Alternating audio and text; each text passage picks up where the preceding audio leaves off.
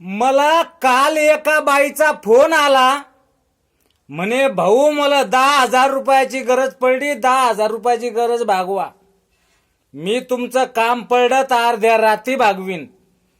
म्हणलं बाबू अर्ध्या रात्री भागवा नका भागू, मग आता काम बाईच्या तिकडे पडतच नाही म्हणलं, पण तुमचं काम पडलं तर मी तुम्हाला 10,000 रुपये देतो. ती म्हणे 10,000 रुपये द्या बाबा, पण तुमच्या बायकोला सांगू नका. म्हणलं ठीक आहे बाबा, नाही सांगत. म्हणलं पण तुझ्या नवऱ्याला, ती म्हणे माझ्या नवऱ्याला बी सांगत नाही, तुम्ही सांगू नका. म्हणलं असं कसं, तुला एवढी काय गरज पडली? ती म्हणे गरज अशी पडली म्हणे की माझ्या पोराच्या बापाचे पैसे मी उसने घेतले होते, त्याची गरज पडली म्हणून त्याला नेऊन द्यायचे.